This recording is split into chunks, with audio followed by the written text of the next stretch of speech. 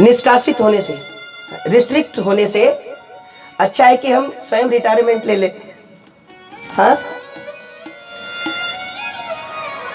अगर हमें निष्कासित कर दिया जाए उससे अच्छा है कि हम पहले ही लेटर दे दें कि हमने तो रिजाइन कर दिया।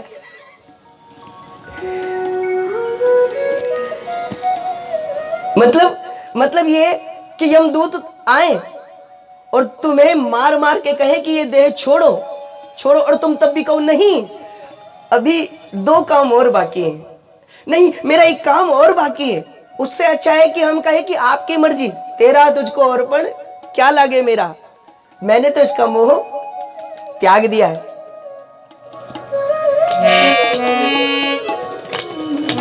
मैं नहीं मेरा नहीं, श्री ब्रह्मानंद जी कहते हैं ये तन किसी का है दिया, मेरा मेरा कहने वाला मन किसी का है दिया।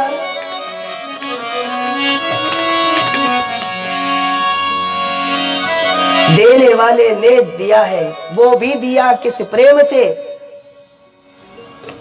भगवान ने तो बड़े प्रेम से ये तन हमें दिया है। परीक्षित जी ने कहा गुरुदेव ये बात सत्य है कि मैंने इस तन का मोह त्याग दिया, अगर मोह ना त्यागा होता तो श्राप की सुन करके मैं तुरंत संतों की शरण में ना आया होता। अब तो केवल हरि चर्चा से ही हमें काम है। आओ मिल बैठे हैं हम, कुछ प्यार की बातें करें, हो चुका जिक्रे जहां उस यार की बातें करें। किस यार की? जिस्म देकर जिस्म के संग जिसने जानो दिल दिया, हम सभी बैठकर उस दिलदार की बातें करें। क्यों करें? क्यों करें? अरे गले पड़ जाने से तो अच्छा है, गले पड़ जाने से अच्छा है कि हम आकर खुद ही लग जाएं गले। छोड़कर तकरार हम त्योहार की बातें करें। क्यों करें राजेश? जिनको मिल चुका हो इनकी मोहब्बत का मजा, फिर क्यों बैठकर वो बेकार की बातें करें। अब हमें केवल भगवान के भजन से काम है।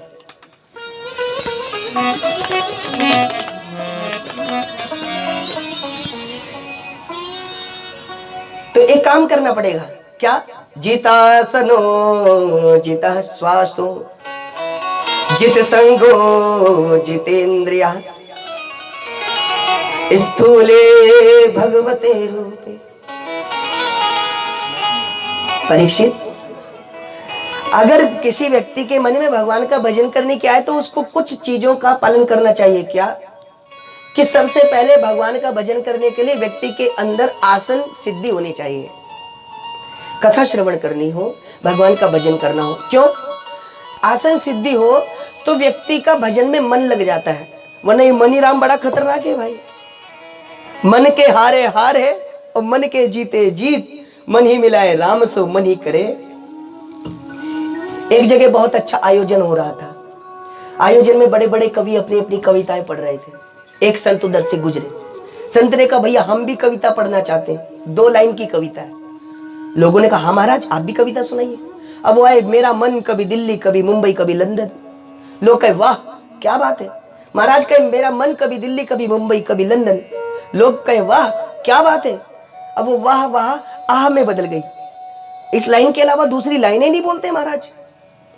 अब लोग तो पहले कर रहे थे वाह, थोड़ी देर तो उन्होंने सुना, थोड़ी देर के बाद वो उनको सहन करने लगे। और जब सहन भी असहनीय हो गया तो बोले महाराज इससे आगे भी कुछ होगा। अरे बोले इससे आगे की बात तो तब होगी जब तुम ये बात समझ जाओ। मतलब इन 3 लाइनों में तो सारा मतलब है। क्या कहा? कि मेरा मन एक क्षण में दिल्ली पहुंच जाता है, एक क्षण में मुंबई और एक क्षण में लंदन भी पहुंच जाता है, लेकिन जहां इसको जाना चाहिए वहां पर नहीं जाता है।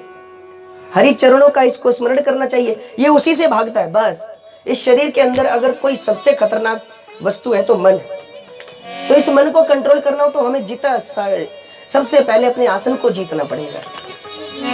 शुरू में ये मनीराम बड़े बड़े लुभावने ऑफर करता है, हमें बड़े बड़े ऑफर देता है, आप बैठो तो सही। आप भजन करने बैठोगे और आपके मन में, आपका मन एकदम आपके दिमाग पर अटैक करेगा और आपको एकदम बड़ा बिजनेस प्लान देगा। जो बात कभी ना सोची हो ना, तो आप बैठना एकांत में भजन करने, तब आप देखो बैठे बैठे करोड़पति बनते हैं कि नहीं। बड़े बड़े प्रोजेक्ट आपको देता है, चाहता है कि मेरा कंट्रोल हो इसके ऊपर, मैं इस जीव को भजन ना करने दूं, क्योंकि इसने अगर भजन कर लिया तो मैं हार जाऊंगा। तो मन को हराना हो तो सबसे पहले आसन सिद्धि होनी आवश्यक। इसके बाद व्यक्ति को श्वास पर विजय पानी होती है। श्वास के लिए प्राणायाम क्रिया होती है। अब आप कहेंगे कि श्वास का इस भूमिका में क्या कारण है? श्वास का यह कारण है कि हमें सांस गिन के मिली है। सांस हमें, जितनी देर हम अपनी श्वास को रोक सकते हैं, प्राणायाम कर लें, इससे दो फायदे है ना। एक तो शरीर की 5 प्रकार की वायुएं हमारे शरीर में बैलेंस रहती है, क्योंकि एक प्रकार की वायु भी डिसबैलेंस हुई तो व्यक्ति विरांत, एकदम उसकी तबीयत खराब हो जाती है। और खासकर श्वसन तंत्र को मजबूत बनाने के लिए तो प्राणायाम ब्रह्मास्त्र है। जित संगो, संघ का बहुत बड़ा रोल है। कोई व्यक्ति संतों के साथ रहता है तो उसका हृदय संतों जैसा होता है। इसलिए आपने देखा होगा कि हरिद्वार से आप जितने भी आचार्य जी लोगों से मिलते हैं या पंडित जी लोगों से मिलते हैं जो गुरुकुल में या फिर किसी छात्रावास में रह के आए हो, तो सबकी विचारधारा लगभग एक जैसी होती है। क्यों आचार्य जी? क्यों? क्योंकि वो जिन लोगों के साथ रहे उनकी विचारधारा वैसी हो गई है। और जो बालक गृहस्थ जीवन में रहते हुए, गृहस्थ जीवन माने अपने माता पिता के पास रहते हुए, और अगर संस्कृत की किसी यूनिवर्सिटी में जाकर कोर्स भी कर ले तो भी उस व्यक्ति की विचारधारा में और आश्रम के रहे व्यक्ति की विचारधारा में अंतर होता है। यह संघ का प्रभाव है। एक गांव में कुछ लोगों के पास एक बड़ा कबूतर था। भील जाति के वो लोग थे। अब वो गांव के बाहर उस कबूतर के पिंजरे को टांग देते और कबूतर आने जाने वाले को कहते, मार दो, काट दो, पकड़ लो, मार दो, तीर चलाओ। एक दिन वहां से कुछ संत गुजर रहे थे। संतों ने देखा तो संतों ने कहा, रे भैया, ये जो तुम्हारा कबूतर है, बोले बांके बिहारी लाल की, मैं आपको संघ का प्रत्यक्ष प्रमाण बता रहा हूं। हमारा दोस्त जो पहले था ये हाथ मिलाओ ना। श्री राधा बोलो बांके बिहारी लाल की जय।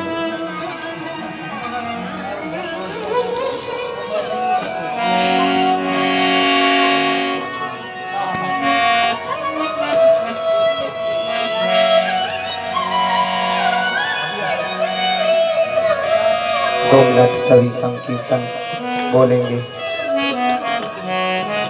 श्री कृष्ण गोविंद हरे मुरारी, हे नाथ नारायण वासुदेवा। श्री कृष्ण गोविंद हरे मुरारी, हे नाथ नारायण वासुदेवा। श्री कृष्ण गोविंद हरे मुरारी, हे नाथ नारायण वासुदेवा। हे नाथ नारायण वासुदेवा, हे नाथ नारायण वासुदेवा। हे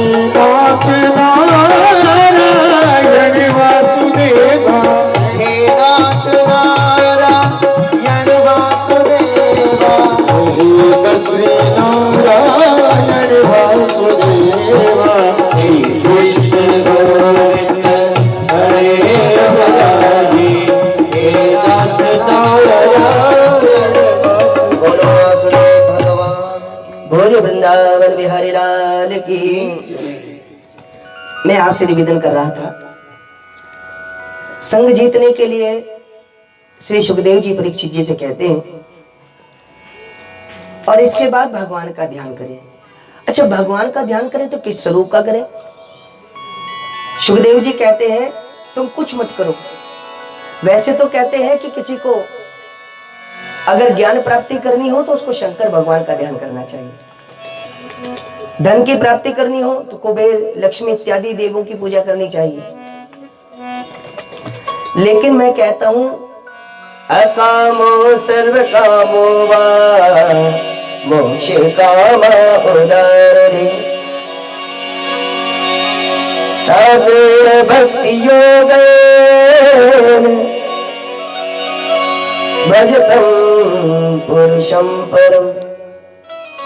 पुरुषों में सर्वोत्तम पुरुष भगवान श्री कृष्ण का परात्पर ध्यान सब प्रकारों की कामनाओं की पूर्ति करने वाला है।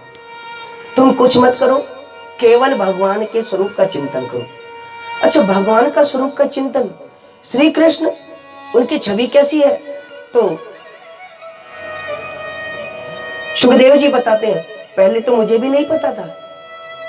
मैं तो जब जन्म के पश्चात वनों में निराकार परमात्मा की प्राप्ति के लिए गया तो वहां पर गुरुदेव के जो प्रिय शिष्य थे, उन शिष्यों के द्वारा मैंने भगवान की प्रशंसा सुनी थी। वरहा अपीडम नटवर वपु कर्णयो कर्णिकारम। भगवान का स्वरूप कैसा है? भगवान हाथों में मुरली पकड़े हुए हैं और वृंदावन में जघन्य वन में जाकर के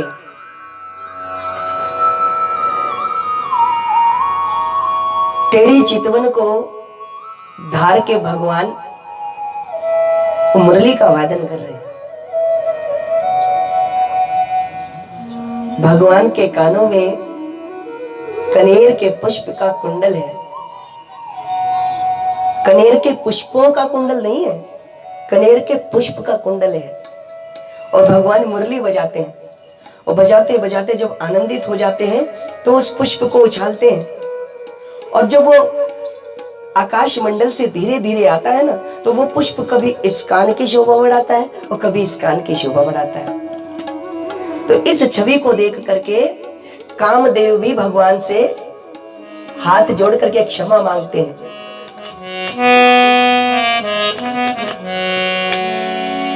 भोर भई नवनीत केले और प्रीत केले बदनाम भयोरी। भोर भई नवनीत केले और प्रीत केले बदनाम भयोरी। और प्रीति के लिए बदनाम भयोरी। प्रीत केले बदनाम भयोरी। प्रीति के लिए बदनाम भयोरी। राधिका रानी के दूधिया रंग में जो रंग मिलायो तो श्याम भयोरी। राधिका रानी के दूधिया रंग में जो रंग मिलायो तो श्याम भयोरी। आम करानी थी कमल की कांति के, आम करानी थी कमल की कांति के, कारण भयोरी। भगवा पर बने वारी कोले रज खंड सकी ब्रज धाम भयोरी। आत्मा कर बनवारी बोले रज खंड सखी ब्रज नाम भयोरी। भगवा पर बने वारी कोले रज खंड सकी ब्रज धाम भयोरी। भगवान की छवि कैसी है? तो सुखदेव जी मानो उस छवि का चिंतन कर रहे हैं। कैसे का? भगवान का बाल स्वरूप। और भगवान प्रातःकालीन समय में घर से निकलते हैं ग्वाल बाल सखाओं के साथ और भगवान माखन चोरी की पवित्र लीला कर रहे हैं।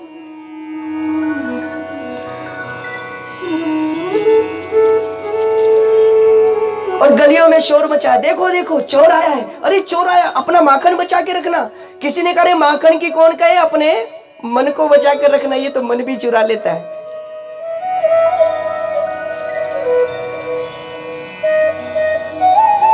एक सखी ने कहा वैसे एक बात कहें, श्री कृष्ण सुंदर बहुत है, बड़ा अच्छा लगता है कृष्ण को देखकर। ख्याल इश्क में ऐसे बेआबरू हुए, पहले हम आप बने, आप से तुम बने और तुमसे भी तू हुए। भगवान बड़े सुंदर लग रहे हैं। दूसरी सखी बोली काहे का सुंदर, काला कलूटा है। तीसरी सखी बोली बहन कुछ भी हो, पर कृष्ण को देख करके अपनापन लगता है। वो बोली हाँ इस बात में तो दम है, कृष्ण को हम देखते हैं तो उसके ऊपर से निगाह हटाने का मन नहीं करता। आप या इन नैनन में पलक ढांप तो है लो, ना मैं देखूं और को ना तो है। पर एक सखी बोली बहन तुम कृष्ण को काला कलूटा कहती हो, लेकिन हमारे लिए तो सुंदर है। हाँ बोली सुंदर है वो, मैं मना नहीं कर रही हूं, मैं भी तुम्हारे जैसी हूं, मैं भी चाहती हूं कृष्ण मेरे यहाँ है, लेकिन ये महिमा कृष्ण की नहीं है तो किसकी है? बोले इसके संग की है, इसके संग की है। तो इसका संग किसके साथ है? राधे का रानी के दूधिया रंग में जो रंग मिलायो तो शाम भयोरी। राधे का रानी के दूधिया रंग में जो रंग मिलायो तो शाम भयोरी। काम कलानी थी काम के कांति के, जब कन्हैया मुरली बजाता है ना तो आकाश मंडल का चांद कन्हैया को देखकर शर्मा जाता है। इतना सुंदर स्वरूप है हमारे कन्हैया का। दिल भी तू है, दिल का प्यारा भी तू है, क्या करे इस दिल के अंदर न्यारा भी तू है। दर्दे दिल की दवा करूं भी तो किसके पास जाकर करूं, क्यों? दर्दे दिल भी तू है और दर्दे दिल की दवा भी तू है। तुझे देखे बगैर चैन आता नहीं है। और ये जो वृंदावन है ना, ये तो केवल मिट्टी का टीला था, कौन जानता था वृंदावन को। लेकिन जब से कृष्ण ने यहाँ पर चरण रखे हैं, प्रथमांकर बनवारी को ले रजखंड सखी ब्रिज धाम। ये पहले मिट्टी का टीला था, श्री कृष्ण ने अपने नामाक्षर को यहां जोड़ा तो ये वृंदावन धाम हो गया। अच्छा धाम और तीर्थ में क्या अंतर होता है? अच्छा सब लोग पीसीएम वाले हैं ना, है नहीं? एमए नहीं किया किसी ने, सब बीटेक होल्डर है। तीर्थ और धाम में अंतर है। तीर्थ जहां पर पितृ तर्पण, पिंडदान, नदी का महत्व हो, और जहां पर भगवान स्वयं रहते हो वो जगह धाम होती है। जैसे बद्रीनाथ धाम है, वृंदावन धाम है। तो ये पहले तो कुछ नहीं था, लेकिन भगवान ने इसको अपना घर बनाकर इसकी महत्वता बढ़ा दी है। तो इसलिए हम भगवान से कहते हैं प्रभु आप हमारे हृदय में रहना और इस हृदय को अपना घर बना लेना, ताकि हमारा शरीर भी चलता फिरता धाम बन जाए। बोलिए वृंदावन बिहारी लाल की। सुबह और शाम आती है, रात भर ये रुलाती है। सुबह और शाम आती है, रात भर ये जगाती है। चैन हमको नहीं आता, चैन हमको नहीं आता, चैन हमको नहीं आता।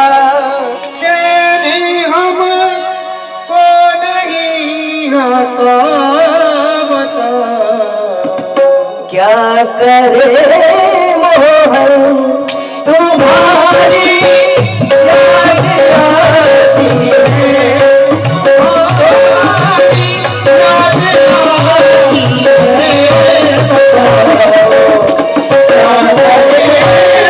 मोहन तुम्हारी याद आती है,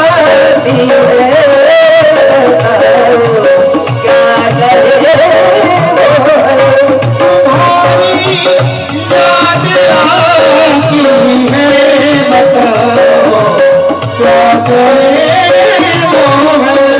हमारी जान जाती है, हमारी जान जाती है, बताओ तुम्हारी याद आती है, बताओ क्या करे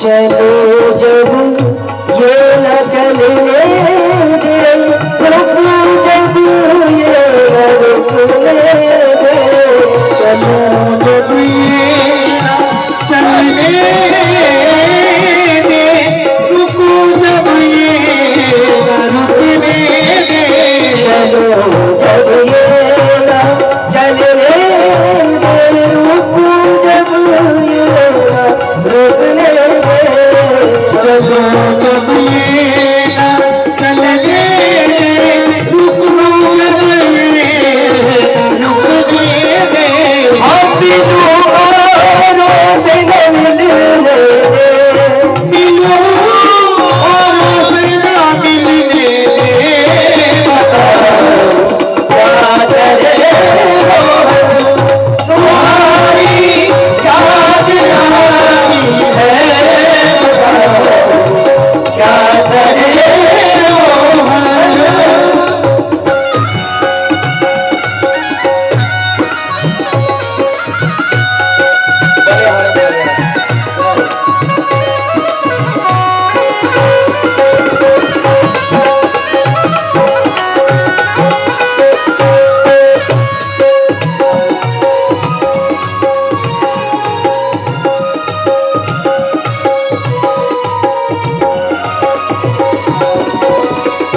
तुम्हारी ये और तुम इसके, हमारी कौन चलने दे, तुम्हारी ये और तुम इसके,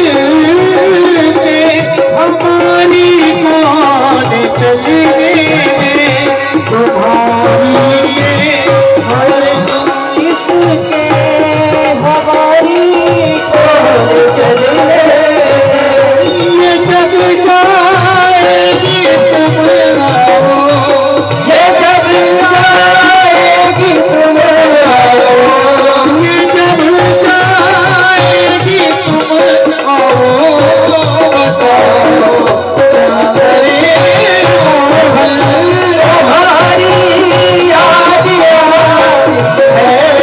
बताओ क्या करे मोहन हमारी जान जाती है, हमारी जान जाती है, हमारी जान जाती है, बताओ क्या करे मोहन, क्या करे मोहन, बताओ क्या करे मोहन। हरि लाल की जय। श्री सुखदेव भगवान के इस स्वरूप लीला चिंतन को ध्यान करके श्री परीक्षित जी को बता रहे हैं। परीक्षित, भगवान का भजन ही सर्वोपरि है।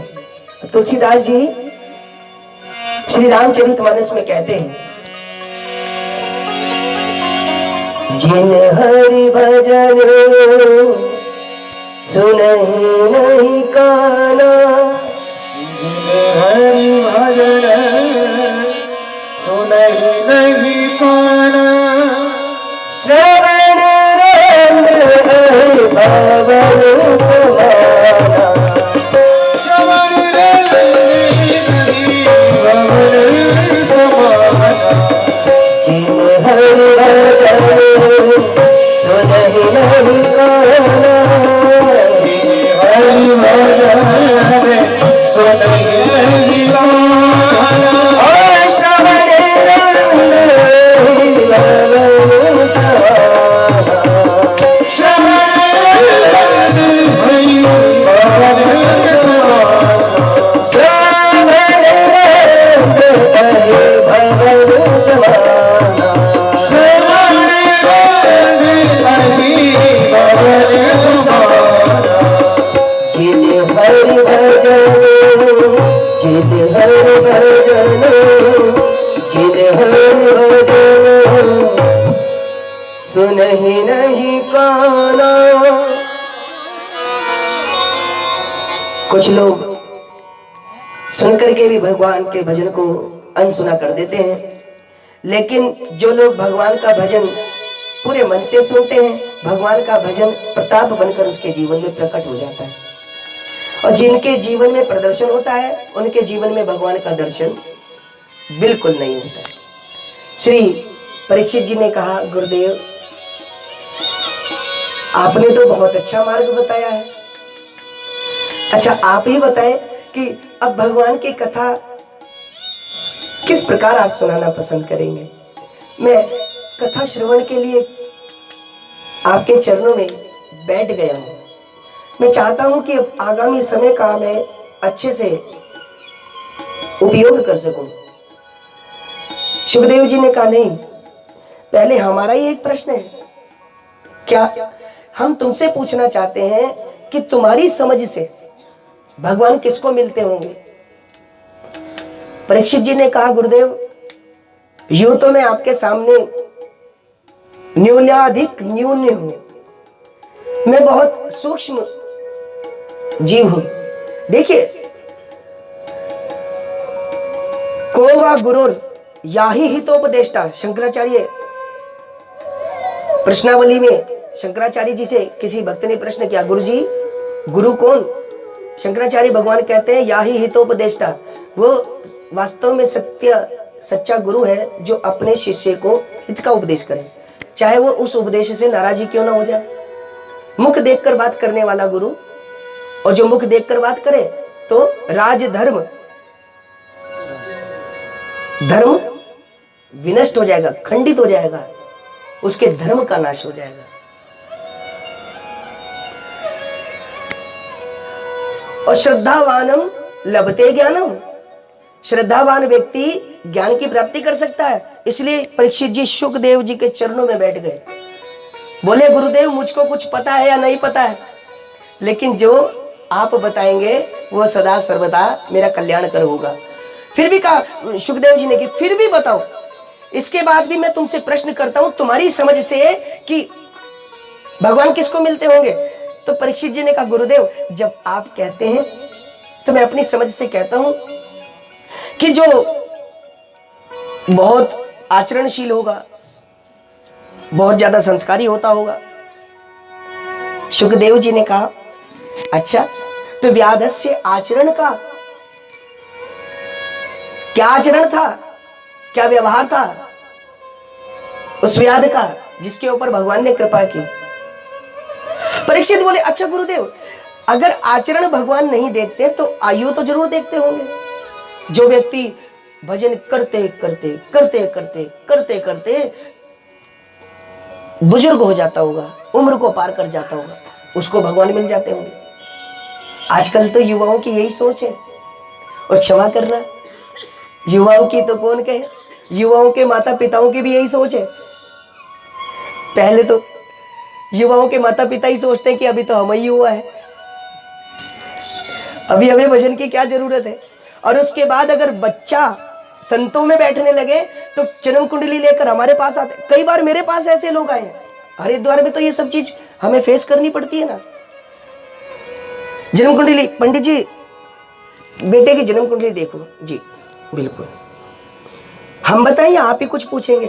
नहीं, आप जो बताएंगे ठीक है, पर पहले मेरा एक प्रश्न है, क्या आजकल मेरा बेटा संतों के साथ बैठने लगा, कहीं बाबा तो नहीं बनने?